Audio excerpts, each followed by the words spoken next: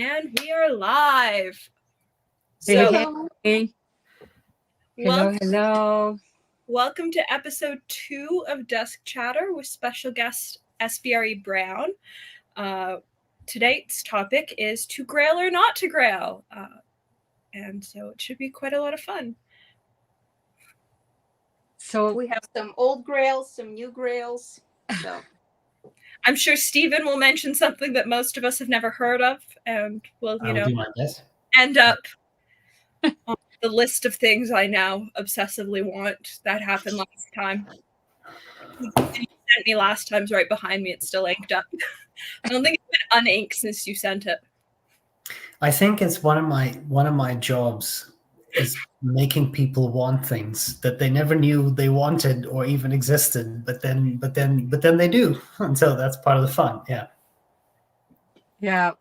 I like when you review the first time the Nettuno, that was the one that I got.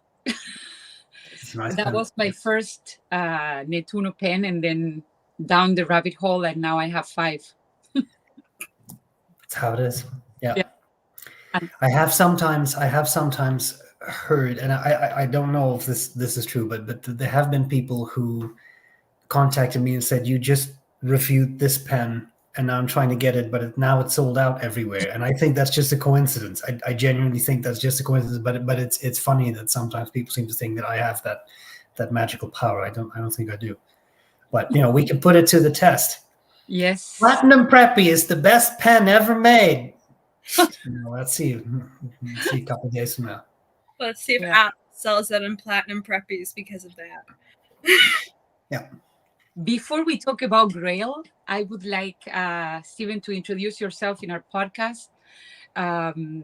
Tell our audience, I don't know if we have anybody on the chat, but if you could introduce yourself, please. Yeah, for sure. I am Stephen Brown. I like to point out that the BRE, that's just initials. When I started off doing YouTube videos, people thought my name was SBRE or something. There was some sort of Slavic name, but it isn't. And so I have been reviewing fountain pens on YouTube for quite a while. And that is really something that I never expected to take off the way it did, or really had the intention of it taking off the way it did, but then it did, and in many ways that's been a lot of fun.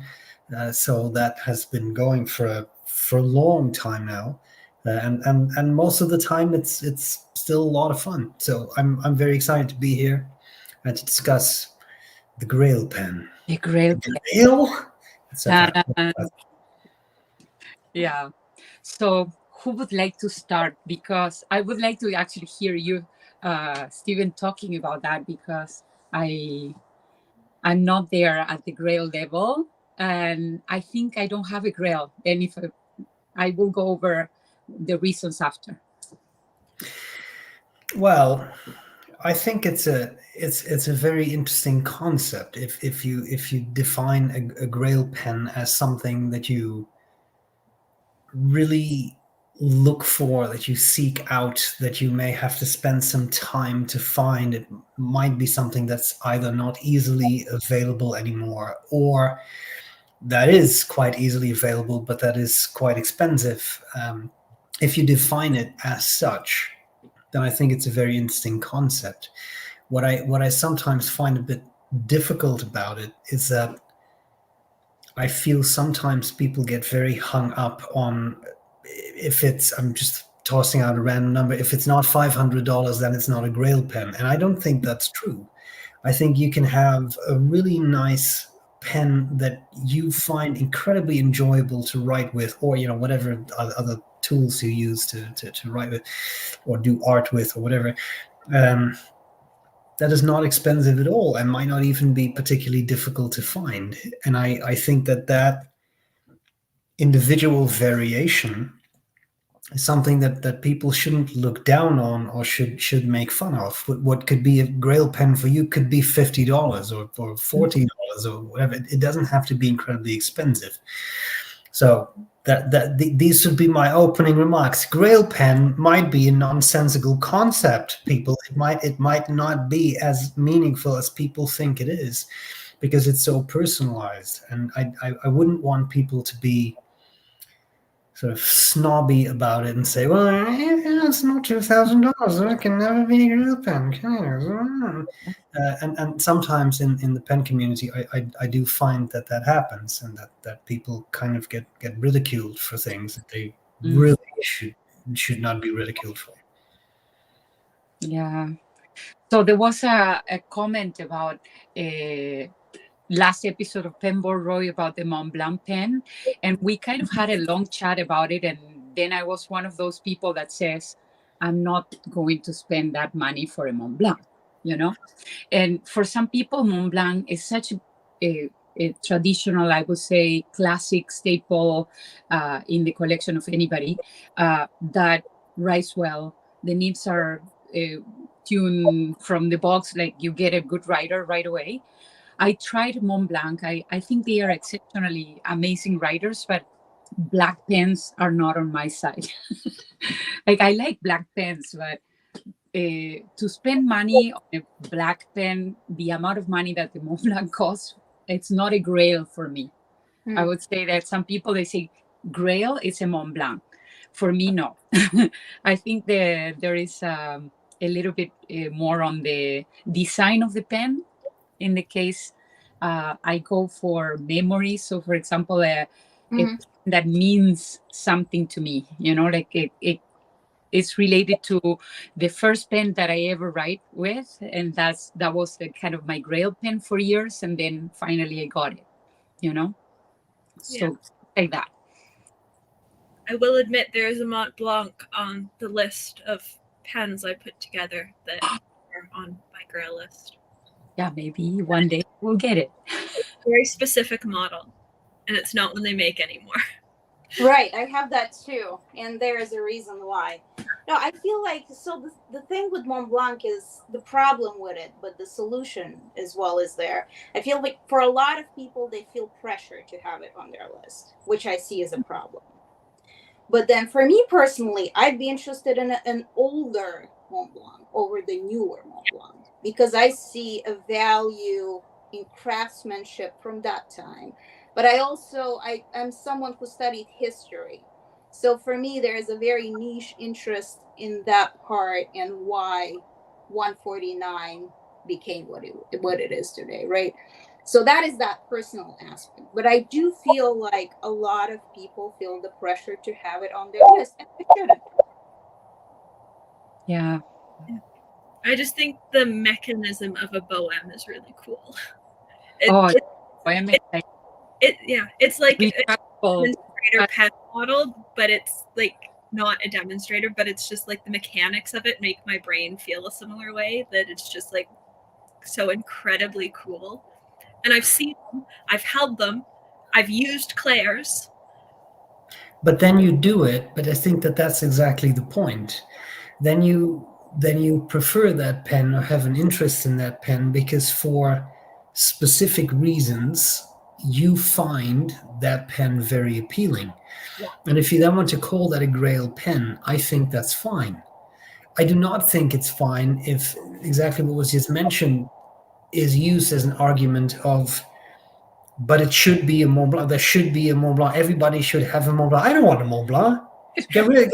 Get lost. I don't want any Mont Blanc. But that's just me. That doesn't mean there's anything wrong with that pen or that brand. But it can be a social pressure, and I find that a lot when if you're not very familiar with my channel, at the end of every year I do a video called the Greats of All Time, which is a horrible misnomer, but here we are, and it's basically an overview of my favorite pens of that year. And there's some evergreens on it that are on there pretty much every year, and there's some new ones that I discovered that year. But every single year, I get the comment of, but why is there no Mont Blanc? Why is there no Pelican? Why is there no M1000? Why is there not this and the other? Because it is my personal list, and I don't succumb to peer pressure. No, but I mean, it's more a matter of I don't like those brands for me. Doesn't mean I don't like the brand. I don't really. So I think that's an important point, right? And if you want a Bohem, then save up, buy a Bohem. Be very happy with your Bohem, and there's nothing wrong with that. Yeah. Just don't let people don't let them bully you into, well, if you don't have a 149, you're not really a pen lover, because a pen lover would definitely have a 149. I just think that's stupid reasoning. Yeah. No, it is stupid reasoning. Yeah, talking about peer pressure, you, Stephen, we talk about like everything you show. It's kind of like I need it or I want it. That's a big pressure on us. When you talk about a pen, oh, suddenly we got the pen. About those pens that I consider desirable because I saw them, there is a hype about them, but then suddenly you end up trying them and they don't work. It happened to me with several other brands, but I got, for example, not the M1000 Pelican, but I got the M800. And that's one of the pens that I have on my desk right now that I wanted to talk about, that it wasn't what I was expecting. That's, I think it's one of the most expensive pens that I have. And I'm like, oh, I prefer writing with another one. What is it that you don't like about it? Why is that? It's just, it writes as the writing is smooth. I would say that for a gold nib, I like gold nib writing, but I am more I have a heavy hand, and I like a bouncy writing. So for me, it's on the stiffer side nib, and I prefer a softer side. So I transition to other brands like Santini, for example, that has a bouncier nib and a softer nib than Pelican. That's the only reason. You should maybe try an M1000 then, because those actually have much softer nibs than the M800. All right. But I do think you raise a very interesting point, and one of the I think sadder comments or emails I get with some regularity is from people who say, okay, so I have always used steel nibs or something like that, and now I have saved up and I bought a gold nib, and I thought this was going to revolutionize my writing, and it's not that great. I was expecting this night and day difference between what I already had, and it's just another fountain pen. And I always find that really sad, because now you've saved up your money. These are typically somewhat bigger purchases, right? And then someone is very disappointed. And I think when it comes to Grail pens or this kind of, if you don't want to call it Grail, it's fine too. If you're going to make more expensive pen purchase, it's wise to have a realistic expectation, and that's not at all a dig at anyone. How can you know what to expect? And people sometimes talk online as if specific nibs or nib materials or whatever are going to blow you out of the water or something, and that's simply not always true. So it can be very tragic when you finally bought your 300, 500,000, whatever it is for you, dollar pen, and the experience is not great. So that's another reason I would be hesitant about the term Grail pen in certain contexts, because people could be disappointed if they don't really know what to expect. And how could they know what to expect, right? Difficult. Yeah.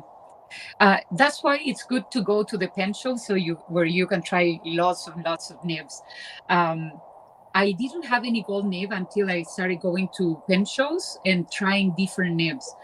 I got actually, now I'm starting into getting more gold nibs than before, even though I do appreciate the steel nib, because I'm a teacher and I will do corrections and I need something that is not so pricey to do those type of writing on any paper. But the gold nib makes a difference in the writing for me. It's softer, smoother, it glides, the flow of the ink. My favorite nib so far is the Zoom that I got from Tasha, and that changed my life. Like, that was the last purchase I did, and yeah, that's amazing. Like, I would say the best nib and tuning ever I had in a pen. Well, I think that's the other side of that story. You can also be very pleasantly surprised, and then obviously it's wonderful. So but I think that's very good advice if you have a pen store in your area, and not everybody is that fortunate, or if you are able to go to a pen show or even to a pen club where people bring different things for you to try. It can make a massive difference in your personal education on what you like and what you don't like, and that can be very helpful, I think. Yeah, that's something that I am lucky that I have pen stores that you can try pens here. But yeah, going to the pen shows is an investment too. You have to think about, oh, can I go to a pen show really? Yeah, do I have a pen show close by, and all the logistic around the pen shows. But reviews are great. I'm telling you, without going to shows during COVID, watching reviews was a big deal for us. Well, and it's also a way to connect people, and I think that it's. I mean, first of all, it's very nice of you to say thank you. Not just to me, but obviously many other reviewers. I think it is a very nice way to connect, and I think a lot of people, when they start out with fountain pen stuff, they're shocked to find out that there is a whole community out there that is talking about pens and making videos about pens and posting Instagram pictures about pens, all that kind of stuff. So it is a good way to connect people and to learn more, and that serves a social function too, I think. Very much so. So I have two questions. The first being, of the pens that may have appeared on your Grail list or your wish list at one point, which of those pens have you decided to acquire? Because I think all of us at some point have, decided to acquire some of the pens that appeared on our wish list, and we might have some of those within hand's reach to show off. And then the second question to address after is, what are quote unquote grails that you might still be looking at? Because they might not be expensive pens, or they might not be super expensive pens, but they might just be a pen you really want that you don't have your hands on yet. And so I think it's important to talk about the whole spectrum of things that appear on Grail lists, because for a long time my top Grail was a $28 pen that had just been discontinued and I couldn't find it anywhere. So a Grail, in my mind, has never had to be expensive. It just had to be sort of out of reach because it was hard to find or out of my budget at the time. So I'm interested to hear what Grails you may have acquired over the years. I'm not going first. I've already monopolized a lot of time here, so please let someone else speak. Marina. All right. Let me show you what I have. I'm going to make you big. Also, I have a desk. Oh, you do have. Yeah, I'll make you big. All right. So my latest Grail, and this one is handmade. Ah, shit. So Sorry. I do like my handmade paint.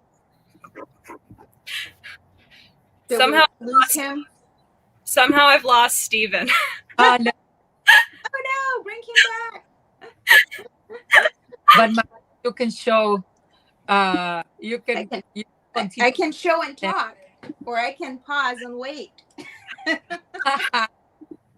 That's okay. Question is, can you still hear me? I can't see anything. For you. Oh no! He got kicked out. Here we go. Hello. Oh. Listen, if you don't want me here, just tell me, Alexandra. I'll just bugger off. I'll just leave. I mean, all this kind of stuff. He disappeared. Oh, what an accident. I don't know what's happening. All right. I'm just going to make you big and then not touch anything. That's fine. I'll come close. Okay. So this one is handmade by this guy in Southern California. What's his name? I forget. But Is this Atelier Lusso? yeah, Atelier Lusso. Don't remember his actual name, but that's his business name. Peter Lusso? Yeah. Or John Lusso? Or Mark Something, but Lusso? no Lusso. No, his name is normal. Something normal. Okay. I think his here. But I'm scrolling our chat. So this, I think, is one of the most expensive handmade pens there is. From what I know of. And so it's been a Grail for a while, also because I don't normally like everything he puts out. And that's the fun thing with handmade, because it's one-off. It's always one-off. So for a long time, this was something I wanted. And come my birthday, I got it. And it was discounted. And that made it even sweeter. So that's my Grail, the latest Grail I have. The Grail that did not work out for me, but it's still a Grail, is this Mayora Ercolano, because I have a thing with history. And so for me, my Grail list consists of pens that mostly are not produced anymore. And this was the one that was still produced at that time that I had on my list. But I've lived in Italy for a very long time. And for me, there are specific trips I've taken, people I've seen, and whatever, etc. That for me, there are pens that symbolize those times in my life. So, and this is Herculaneum, one of my favorite towns and places to visit. And so I wanted this pen for a long time. The nib is not my favorite, although it is gold. But it's flexi, it's Yovo, and Yovo is Yovo. And I feel like some companies are better at tuning them and some are not that great. And for me, Delta and Mayura, the way they are nowadays, I feel like steel nibs is what I prefer. So that's kind of my experience. And from what I'm still looking for is something that no longer exists, which is Ancora Vesuvio, I think. So there's like, it's an expensive pen. It has been. But at the top of the pen, they've incorporated a piece of lava from Vesuvius. Oh. And they only made 90 pieces of those pens. And so that pen is beautiful, but for me, it symbolizes near sacred experience that me and my friends had.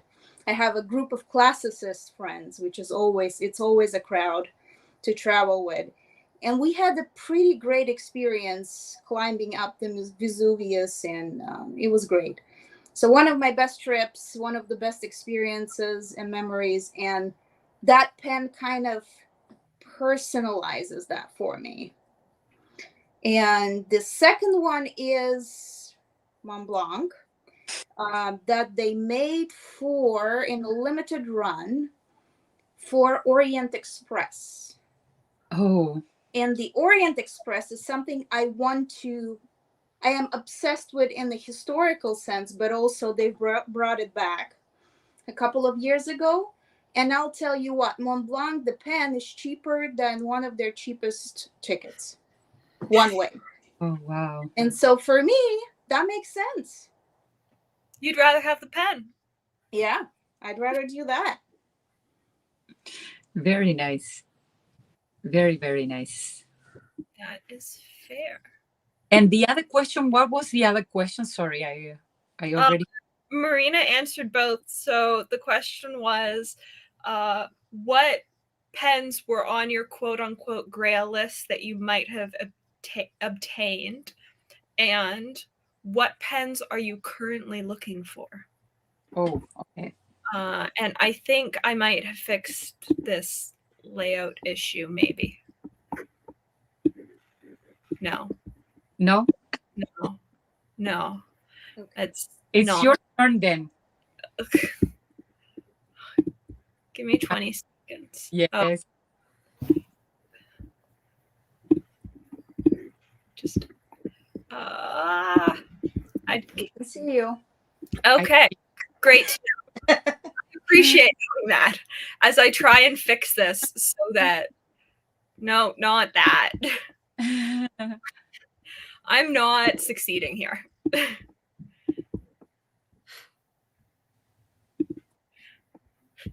It really wants me to kick everyone else out, and I really don't want to kick everyone else out. Let's just start with that. But now you're in the spotlight, so I'm aware. I'm just trying to fix this so that it stops trying to kick all three of you out. Nope. It's having a moment, and I'm tired of it. Oh, Can you switch it back to someone else while you're trying to fix it? Nope, because it's just giving me the option to kick you out of studio. Oh no. So Well, we're new to this, so yeah. this comes with the territory. having a day, honestly. Mhm. Well, meanwhile, Yeah, pick a new topic momentarily. Well, Fix this. I mean, meanwhile, we could announce that later this weekend there might or might not be a giveaway oh, we're planning. actually, I already started collecting. No longer wants. Oh, yes. Yay! There we go. There you go. We'll take it as a win. All right. What are the questions? We're so inexperienced. It's such an experience. I don't know that I can both mod and host for future reference. All right. What pens have I acquired? So let's start with the $28 one because I adore it. It's the purple Kveiko Sport. It's lavender. It's pretty. Did it deserve to be a Grail? No, but it's pretty. Then we have, really, it was just that I wanted a Sailor Pro gear. I didn't care about the color. And it just so happened that Sam Pro ran a crazy good deal on the Fall of the Mermaid ones at the sidewalk sale, which this has also become my most used fountain pen this month, which surprises me because it's a broad that writes like it's a medium, which I didn't like when I first inked it up, and I adore it now. And it was one of my first modern gold nibs because I do have vintage gold, but I don't really have modern gold. And then finally, a pen that I know Steven hates. But I love it because it was my first modern gold nib pen, which is Leonardo, he said. Oh, yeah, that's the worst pen I've ever used. That's why I gave it to you, you see. I know. So I didn't pass it off. But I adore it because it was my first. I really wanted modern gold nibbed pens, and you offered to send me one, and I love it. Is it the color combo I'd pick? No, I'm not a teal person, but I do love it. That's so cool. It was a pretty nice. I will say that was a nice writer. Yeah, but Yeah. but I'm happy. I'm happy that you're happy with it. That was Yes. a bad sentence, but yeah, no, that's awesome. And I also saw you like try and give it to Doug like the same week because he was there that morning and you filmed with me that afternoon. He could have had it. He could have. He He could have taken the pen that I adored, and someone's got to take my garbage, basically. So I mean, like, I'm happy that I'm just joking. It's a great pen. It's definitely no garbage, but I'm so happy that you like it, and it's nice. It's nice to fiddle with it. I mean, that was also a really flexy nib, which is so incredibly not my thing. But I'm happy it went to a good home and that you can make use of it. I'm learning it's not my thing either. But it also has been inked constantly since you've sent it, and I've run it dry twice. Like, it's a fun pen to doodle with. Yeah, and it's stiff enough. It's stiff enough that you can use it without flex and line variation, which I think helps too. Mm-hmm. Yeah, I mostly use it to doodle with, honestly. Nice. It's just fun, and I think I want to say it's got Celadon Cat from Diamine in it currently. Yeah. I How's struggle. that working for you? It's not my favorite, but I have it. So I mean, not my favorite, but it was really hard to find an ink to match that pen. Like it's not. It's a really pretty pen. Like I really like it. I know that you didn't, but I really like it. My issue is I don't use teal inks. And so I didn't have anything that matched it other than Aurora Borealis from Diamine, which I really don't like, and Celadon Cat from Diamine, which I like enough to put in a pen. Though it's had Mont Blanc Cool Gray in it. I found it a little bit too dry with Mont Blanc Cool Gray. It just took a little. It just with the flex nib, it was just a bit too dry of an ink. So Celadon Cat seems to work pretty well. And I'm probably just going to use it with that ink until I empty the bottle. I've only got a 30 ml bottle and I've already used a portion of it in other pens. And then I'll find something else because honestly, or you can have mine because I'm not using it. I don't love enough to buy an 80 ml bottle of it. And I will bring you lots of samples when I go in a month over there. My bin of samples currently. More samples. I'm just like becoming an ink hoarder. Though really, like honestly, I was so happy when people went, oh yeah, we'll take 30 days of ink swatches or 31 days of ink swatches instead of you doing an art challenge in October. And I went, great, because I have 70 ink swatching videos. It's like, I don't have to make new content for October. Fantastic. Yeah. All right. Pens. What is your future Grail pen? Like if you have any? Oh, I have some. So a Mont Blanc Bohème. I know they came in a couple different finishes with jewels on the finials. Am I picky? No, not particularly. Which seems to be my philosophy with a lot of pens. You'll discover as we go through the list that two of the other pens on this list are really just like styles of pen. They're not a pen themselves. They're just things I think are cool. There's only one pen that I'm really specific about. The Esterbrook Button Filler. Ooh. I want one of those pens so badly. They teased at DC and then they teased again at the Commonwealth Pen Show that they're rolling out the button filler in all their pen models. So I'm so glad I waited because it means that I can get Botanical Garden in a button filler. And I just wait for it to come out. So, because they did launch all of the new SDs that came out last week or the week before. No, they came out longer than that. Days are so screwed up. Whenever the newest set of Esterbrook SDs came out, they all launched in a button filler on the Esterbrook website. I didn't see them in stores with the button filler, but on the website you could purchase the button filler. So that was very exciting. Something in Jonathan Brooks' Primary Manipulation. I love it. It's a hit or miss. That's what I've learned. I know. It's such a hit or miss. Like, it's something you have to pick out in person. But I've now seen it in some hand turn stuff. I've seen it in Leonardo's. I've seen it in person. And every time I see it, I go, oh, I really like that. Like, honestly. And I think I'd be really happy with just about anything in it. As long as I didn't get one that was like entirely orange, I think I'd be okay. Well, I'll tell you what, I'll make you a deal. I will buy a preppy and then I'll get 7 or 8 different types of nail varnish. I'll make you primary manipulation and that'll be $550. And I'll send it to you. How about that? Problem solved.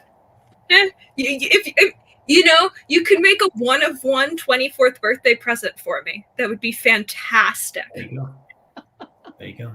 A Easy. 1-of-1 SBRE Brown primary manipulation preppy. Yeah. With nail varnish. Sorry. With nail polish.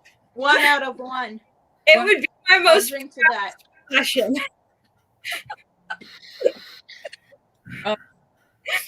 That's your turn. Oh no, Yeah. I've got. No, it's not my turn because I can tell this is like a 25, 30 pen list that we're in for. So go ahead, Alexandra. There was 4. We're on the last one. Sorry. And anyone who's been following me on Instagram has probably seen it the past week because I think I've shared it like 4 times. The Esterbrook SD Golden Gratitude, which I'm mentioning here because they still have some for sale. For those that don't know, it's their 50,000 follower pen for Instagram. The more important thing is that 10% of sales of the pen are going to St. Jude's for pediatric cancer research. If you don't know, I survived pediatric cancer when I was 18. September is Pediatric Cancer Awareness Month. And very few companies ever do anything. And so someday I would really like the Golden Gratitude SD.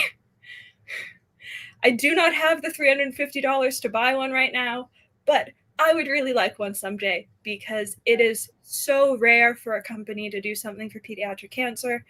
And I saw the pen before I knew that they were making a donation. And I went, oh, that would be a perfect pen for pediatric cancer. And it put me in a mood because I know next month I'm going to see constant ads for other cancer campaigns. And then about 10 minutes later, I found out they were doing it as a charity event, and that's really important. So Golden Gratitude SD is on my list. Let's shout out to Brian if maybe he would listen to this podcast. I'm personally very impressed with them. I think they're doing very good job in, just bringing back the company. The whole thing is that, involving artists, something we don't do anymore, involving actual people doing this, for the cause. Yeah. You can say whatever you want to. It's not the original. It's brought back. It's under the umbrella of a bigger company, right? Industries or something, Kenro Industries. But it's the way they're doing it. It has so much soul in it that I appreciate it. I'm going to, I'm going to buy that pen, even if it's Yovo Nib. Again, it's the same Yovo Nib, but it's because they're doing what they're doing, which kind of sets them apart. Yeah, and I talked to the Kenro people at the Atlas Sidewalk sale. They are passionate. I've done a 20 questions with one of them. Don't ask me who at this moment. Names are blurring together after 40 episodes. But they are genuinely passionate about the lines they produce. And we're so excited to show off all of the one-of-one sample pens that they order in when they're trying to decide on color combos before they produce a line of pens. And they had brought all of those to Atlas. Normally you can only buy those online. They were selling them at the sale, so you could see them in person, and they're really cool. Like, I know they're color combos that they decided not to produce, but they're really cool. And sort of as a group of people to talk to, like, they were just so knowledgeable, both about the lines they carry, but about pens in general, that it was just, they're super cool. Yeah, I like that. I have one of the things that I like about Esterbrook is the graphic art that they do when they create postcards, and they do this kind of they have a photography right now with the new campaign, so it's like a vintage photography or of some vintage elements. But the artwork for the calligraphy artwork is just fantastic. I find the combination of colors, it's the complementary colors that they go with the green and the terracotta. It's just perfect. I love that. The artwork around the brand, even the stamps, the letter work. Sometimes Vanessa Langton creates some art for them that is super, super nice too. So I like.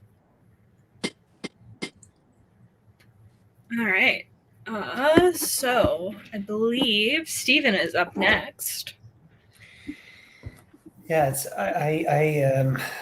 I was thinking about what to do and or what to show, because I do have some pens that I think people who watch my videos a lot would assume are logical choices, but one that I'm really quite fond of, that I haven't had for an incredibly long period of time, but that I have grown incredibly fond of, is this pen. So I haven't shown it to you yet, but I'll give you I'll try to not take up the rest of the night, but I will give a little bit of background. So when not long after I started doing pen reviews,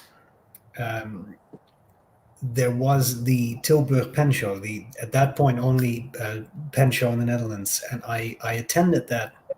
I met someone there who watched my videos, and again, this was very early on. I'd only been uploading videos for under a year at that point, and I had a couple pens, and it was nice, and it was very nice to meet that guy there. And he brought many pens for me to try out, and one of the pens that he really liked and that he let me try was an Omas 360. The Magnum. So that's a triangular pen, and at the time, I remember him kind of giving it to me and saying, "So when you try this, it looks like it's not going to be comfortable, but it's actually very comfortable." And it was, and almost immediately I ordered one when I left that show, and I ended up selling it. I ended up buying another one to replace it. And I have always really enjoyed the triangular pens. Now, fast forward to not too long ago, I was chatting to William Shakur, who is the sort of operator of Titan pens in the UK. It's not his day job, but he 3D prints pens. Ooh. And his pens, I think, have shown a remarkable evolution and have come really far. Now, not too long ago, I contacted him and I said, okay, so I have a number 8 Jovo nib, which, as far as I know, Jovo doesn't make anymore. But it's difficult for me to find a pen that fits in. The story of that is, I got that Jovo number 8 nib with a pen made by Joseph, who went under the name Pen Prike online, and he passed away this month. Joseph, I don't have his pen here at hand, but I just posted a picture on my Instagram yesterday or something. He was a very nice guy. He offered, when I contacted him, he offered to make me a pen, and he said I can do 2 sections. I can do number 8 Bock nib, or I can do number 8 Jovo nib. What's your preference? I said yes. And then he said, well, I can make both then, I guess. So he did that. And very kindly, he didn't charge me for the pen. He just sold me the nibs at cost. And he made the pens. He made the micarta for those pens. I really liked it, but I usually use that pen of his with that Bock number 8 nib. So I had that Jovo number 8 Jovo nib lying around. And I asked William Shakur, could you theoretically make a pen around that so I can use that nib?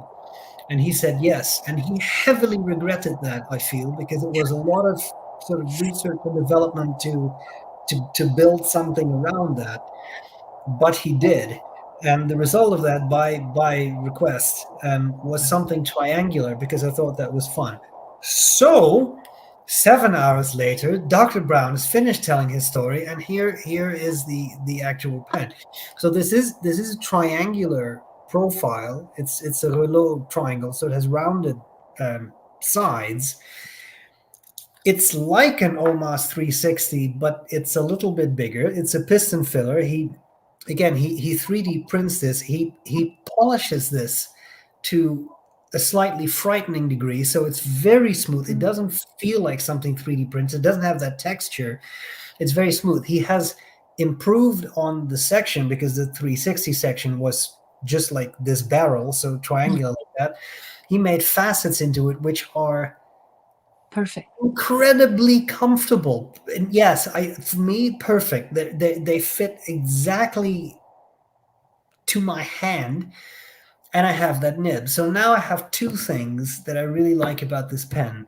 One is I get to use the nib that I got from Joseph, who passed away, right? So there is that thing that when I use that pen, that I'm reminded of him. I have not met him. We just had some online exchanges, but he seemed like a genuinely kind guy. That's number one. And then number two is this almost killed William. Like he almost lost it and was ready to jump out the window trying to figure out how to build it, but he did.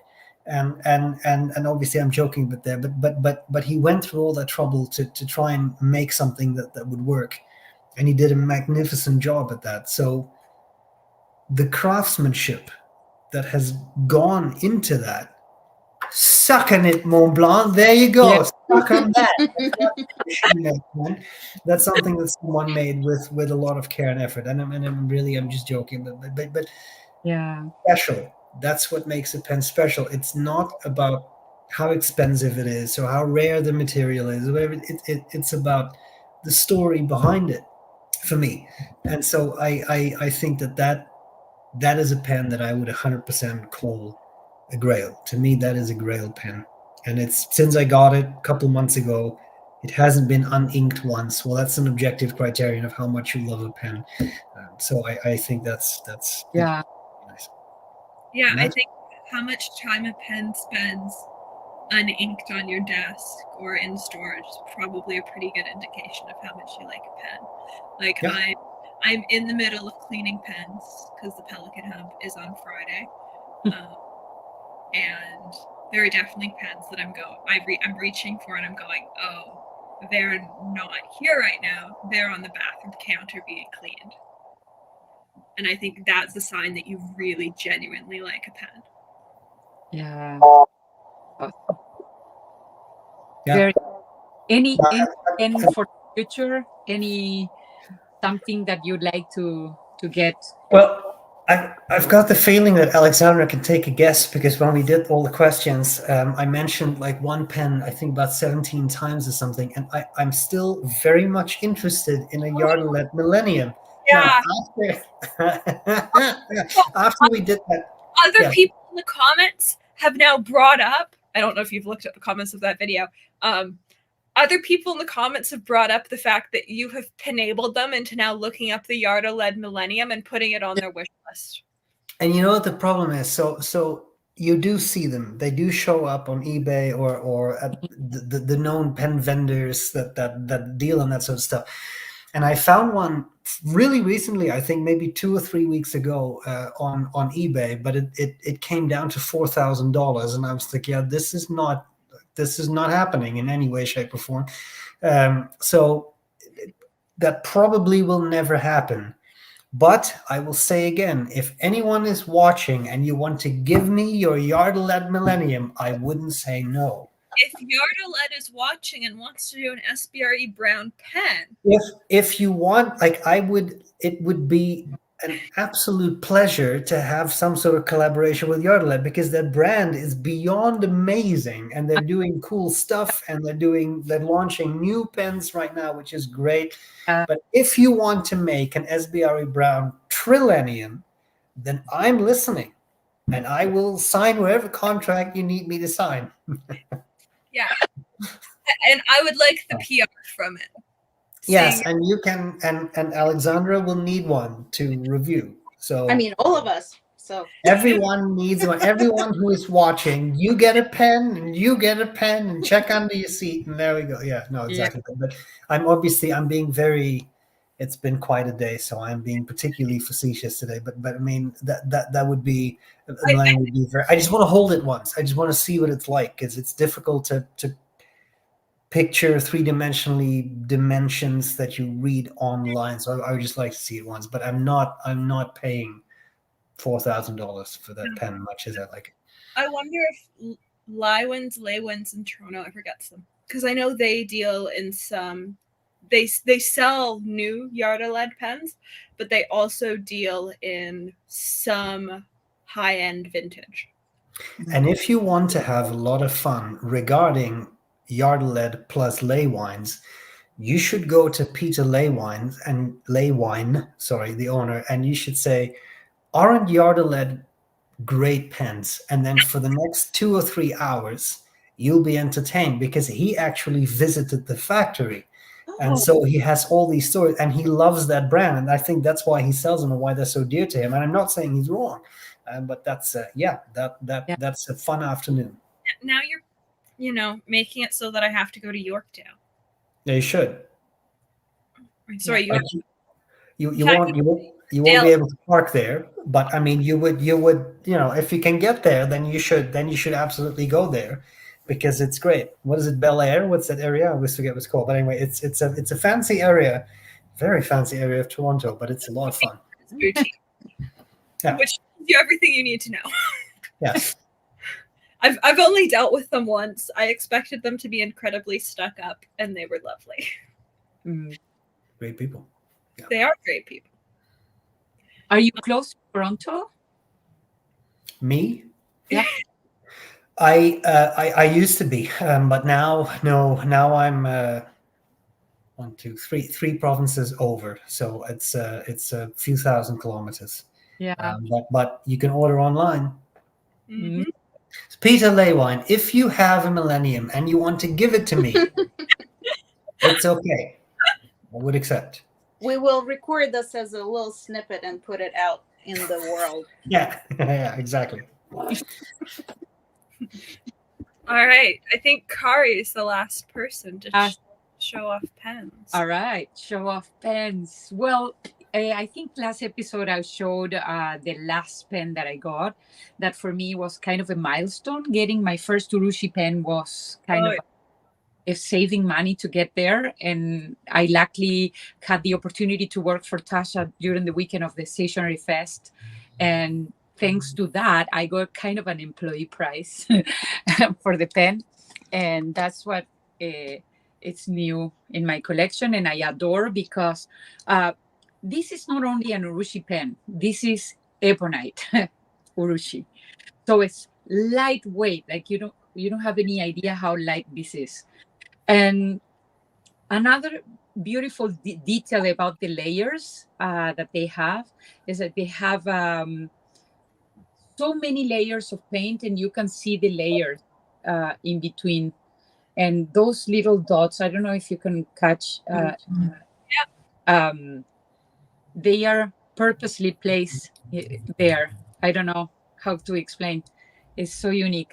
The nib is a zoom nib. I don't know if you can get to see how thick that is. I don't know.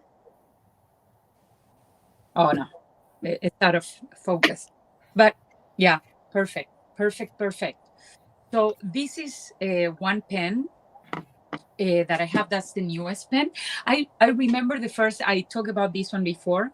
I thought I was going to be a one pen person when I got my kind of most expensive pen at that time, which was a Visconti pen, like when Dante Del Vecchio used to own the company.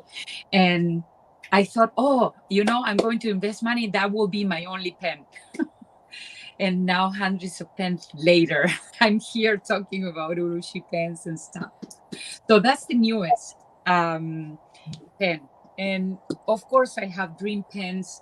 And the pen that I'm dreaming about is not made yet. So I probably would love to talk about custom-made pens, but very, very fantasy oriented. I would say comic style and I'm talking about metallic pens that are probably worked in metal.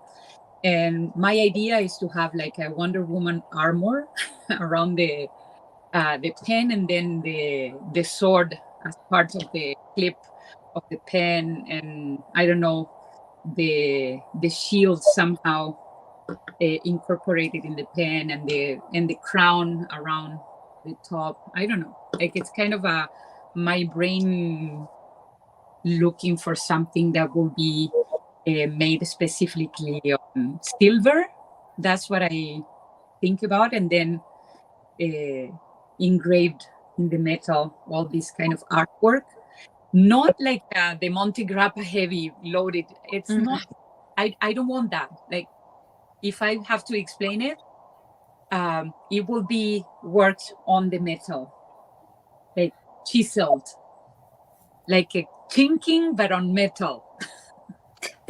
What I'm thinking of, there's this maker in Poland who makes something like that. But I've also seen Stipula have their gladius or gladiator in a similar way. But yeah, so if both of them can meet, that would be it. Yeah.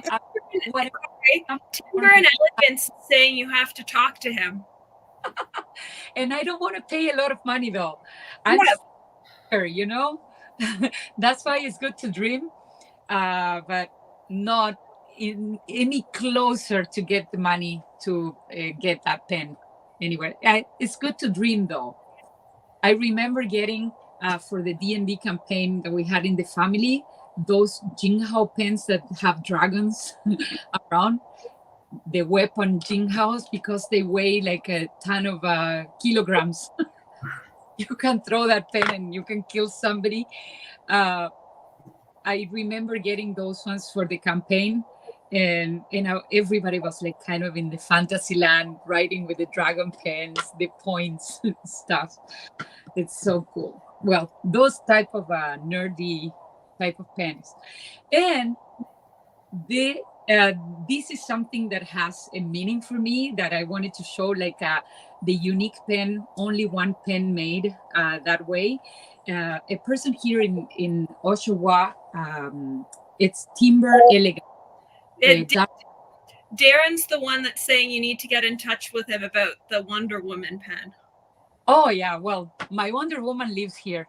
Yeah, but apparently he feels the need for you to get in touch after your speech about what you want with that pen. Has a waterproof black ink because I use it for drawings. So that one, and it's an extra fine nib, so it's like for cross shading and stuff. But this pen, this is Darren's pen. It's made with the wood. Oh, I wrote it down because it's like so hard to pronounce. Wait, give me a second. I need to find it in my notebook really quick. If I find it.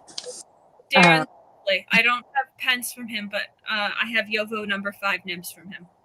Ooh. The only person that would sell me them. Oh, where is it? I feel like it might be a conversation for a different day, but I feel like for some people, materials is kind of similar. Yeah. Wooden pens are not for me, but I am extremely happy to see you being happy about the wooden pens. So. It's not. Yeah. Let me show you. Just 2 seconds. I'm trying to find the name of the wood that I wrote. Oh, here. It's a huge Tassie eucalyptus burl. Did you get it? And this one is from Madagascar wood. Okay. Nice. So let me get it closer so you can take a look at those swirls. It doesn't look like wood at all. And then all the metal part, he worked on those, like cha cha with the hammer. So all the work that went into this pen is insane. Of course, there is some acrylic parts that couldn't be done in wood. But yeah, just the pen itself means Darren belongs to the same pen club that I go, and we always talk about pens and materials, and all the way that he works with the wood is different than other wood makers. And for me, wood work is super antique, like the people that work with wood, they know that if they cut the wood in a certain way, it will crack. And there is so much to think about woodwork that I appreciate about that. And for me, this pen is one of the pens that deserve a mention as a kind of a grail in the level that it's only one pen made with that little piece of wood that he had from a different country in the world, like the wood came and the artist made it happen in a pen that actually have metal parts that he made too. So yeah, that means something for me. And the urushi pen, of course, another type of art that gets, for me, it's top layer, and maybe a dual maker to do my Wonder Woman dream pen one day. And that's kind of my list: dream pens and Grail pens, no Mont Blanc pens. Maybe a vintage nib, but no. Yeah. That's it. That's it for me. All right.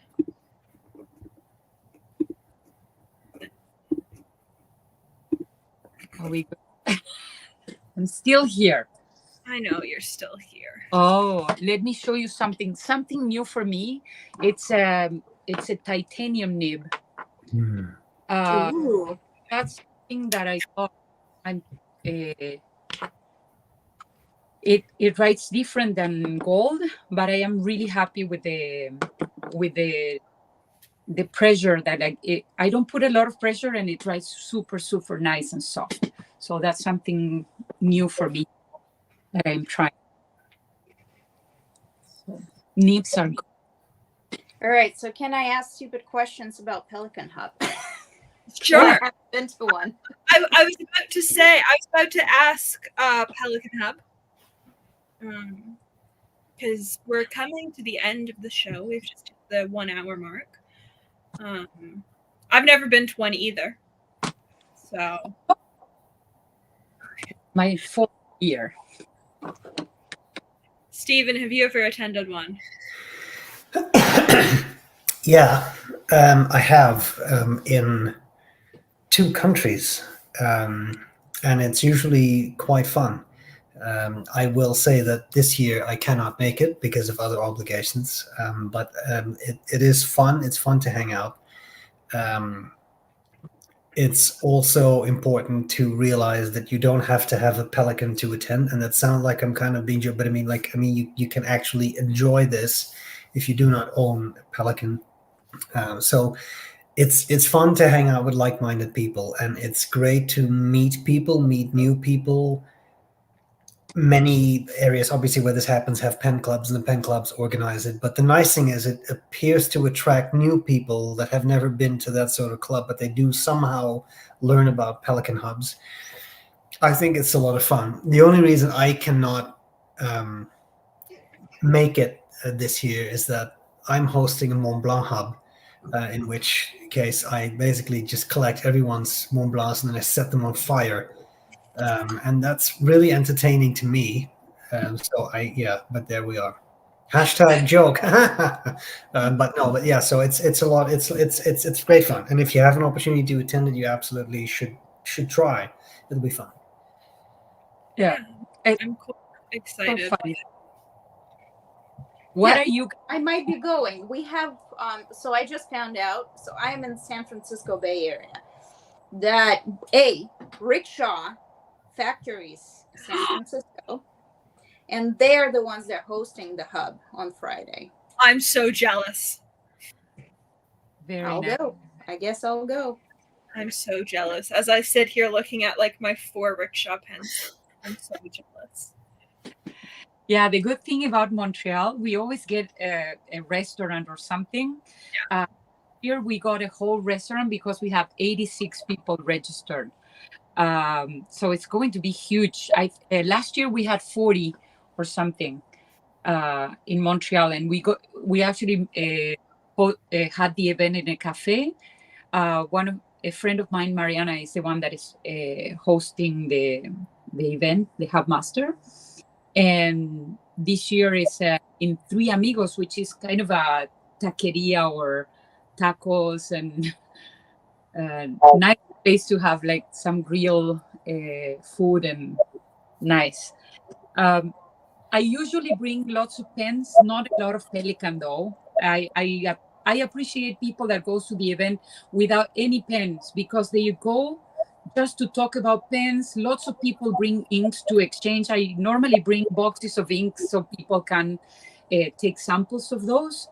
And pens, of course, I bring a lot of the newer pens that I have. I will probably bring the Urushi one, the titanium nib, and some of the nice. Actually, I have a box here of some of the pens that I'm bringing. But mainly, what I do in every single Pelican Hub is to print a little piece of artwork that I do, and my friend put it in an envelope with the ink and every goodie that Pelican gives. So last year I brought this one. Oh, That was the last year artwork, and this year I did the watercolor books, and then this one I did for the Disipen show, which is a Quebeco art. I will also I have a lot of leftovers of these ones from the Disipen show that I'm bringing to the Pelican Hub. So those are things I bring. I love the Pelican Hub when you sit and you just try pens and everybody is sitting around and saying, oh, this is the newest pen that I have. And everybody's chatting and everybody's so welcome. I got a lot of opportunities to meet people that do journaling during the Pelican Hub that I didn't know they were doing journaling also, and the planner community that I met during the Pelican Hub. So for me, it was a kind of a luck to find those. And now we have a journaling club aside, all out of the Pelican Hub. So that's good. That's actually a lot of fun. So Mom and I are going to the Toronto one, which has over 150 people registered for it. And they're accepting +1s. They've rented out a restaurant and bar serving their normal menu, but are going to be doing a limited portion of it. And so it should be interesting. I'm interested to see how loud the event is. Loud. But I can guarantee you, knowing that crowd and having been to the Toronto Pelican Hub, I can tell you now, loud. it will be loud. Yeah. Yes. Yeah, but like 30 decibel loops loud, or I would, if you have reason to not really prefer loud environments, then in all seriousness, I would genuinely consider bringing something like that. And this is in no way a dig at the people there. It's a big crowd. It's a lot of people. They're all enthusiastic. And then I would absolutely do that. Yeah. No, I have a brain injury. Like I carry earplugs with me all the time, but like I saw how many people were signed up for it, and I wonder how much this space echoes. Yeah, and also I would wear an outfit that is either layered and take offable or whatever, because I mean, I also remember the heat. I remember the sound and I remember the heat from these things. So yes, You're really making me excited for the fact. Yeah, I'm sorry, and it's also I just really want to emphasize that was not some sort of pervy remark. That was just a matter of like this. It can get like 25, 26, 27 degrees. There's that many people in a smaller space. So be careful that you don't overheat. That's all I'm saying. I think I saw somebody say that it's the largest event Pelican have is the Toronto one. And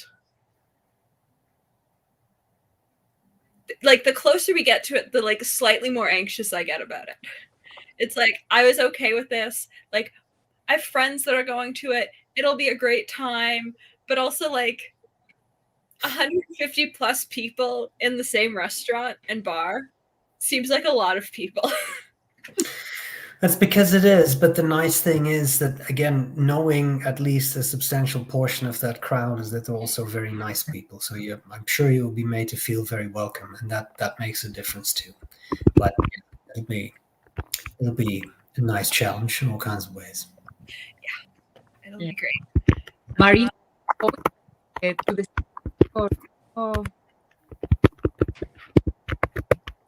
Marina. You guys coming in and out for me. Oh, sorry. Yeah. Yeah, I lost your audio, Kari. I don't know what's going on. Yeah, you were kind of in and out. Sorry. Can you hear me? Yeah. We're still trying to figure it out. My question is, if you're attending this year, is it your first one? Yeah, so I'm one of those weird people, been collecting for many years. I mean, coming from Europe, I also kind of wrote with, fountain pens early-ish in my life. And so on and off, I've been collecting. And I've never realized there was a community for it until I moved to the United States. So this is where we are. And it's going to be my first, for an introvert, doing something with other people, which is always interesting for an introvert. So I'll do it. I'll go. It was so much fun. Trust me. Love. What are the things that are you bringing to the show? Are you bringing something?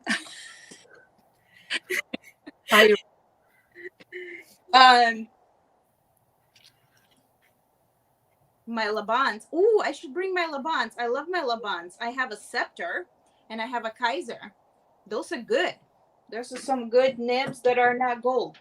Yeah, and I have like a whole thing here, and then I have more. So, yeah. Steve, are you going to your hub, to your Pelican hub in your? Stephen has In plans. yeah. Rickshaw factory. I don't know how big it is, because trust me, no one can afford big spaces in San Francisco. So I'm even confused that they have a factory here, but it's going to be an interesting experience to see the space. Somebody did a warehouse tour of their factory a couple of years back. Like it's not They're a small, pretty big. Okay. Yeah. They must have been here for years. I mean, unless you own the space or are rent controlled for like 20 years ago, it's extremely expensive here. So I'm very interested in that situation. I'll let you know. I'm excited to hear your experience because I do love their stuff. Love to. Yeah. All right. We're really good on time. I'm very pleased and surprised. Great job this week. I cannot both moderate and control background stuff. That is too many tasks at the same time. So we'll have to figure out a new plan for that going forward. Other than that, though, this was lovely. Thank you, Stephen. As always, yes. Thank you for having me. As always, you're lovely to work with, and you're very fun to talk with. You should ask some people. I feel that some people, if you ask them, is Stephen lovely to work with, you might get slightly different answers, but I'm happy that you feel that way. Too bad for them, honestly. Yeah, fair.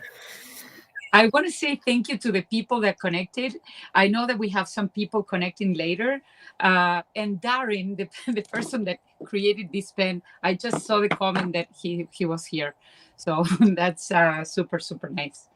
Darren was here. Darren actually at one point figured out what pen you were using and posted that in the comments. I was trying to look for it. Oh. I just didn't see his comment, that it was a Tasmanian eucalyptus burl. And then there were lots of Pelican Hub questions. And he said sometimes earplugs aren't even enough. And, that feels like the right amount of encouragement for 9:15 on a Wednesday night. Honestly, that just feels correct. So for the giveaway that we are going to do, I just want to throw in some of the artwork that I've done for the past shows. So I have like a little, I don't know, 1, 2, 3, 4, 5, 6. Okay, let's do a rundown really quick. Atlas Stationer's Chicago Pen Show, Yoseka Stationery show. This was the C Pen show. This one is the one that I did for this Pelican Hub, last year Pelican Hub, the year before Pelican Hub, and then I have a couple of urban and a couple of other artwork right here. Yep. So and it is going to be announced. The details are going to be announced this weekend. And it will run until our next show on October the 9th. That's perfect. You know what, a good idea will be that we announce people about the video on Instagram so they can come and comment when we actually this live. We will continue this discussion off stream. Will do. And one last thing, I will be contributing some of you might know I make my own paint. So I make watercolor paint. And it's a very specific niche that I'm in. And I'll be contributing one of my sets that will have one of the latest pigments we as humans have invented because we've been obsessed with blues. So I'll have some Yinmin blue included, which is a pretty great and expensive blue if people know what I'm talking about. So that will be there, and we will run it for a little while, the giveaway, and we will announce the winner during our next podcast stream. Yep. Very nice. Well, that's that. All right. Thank you, everyone. Thank you. Thank you. All right.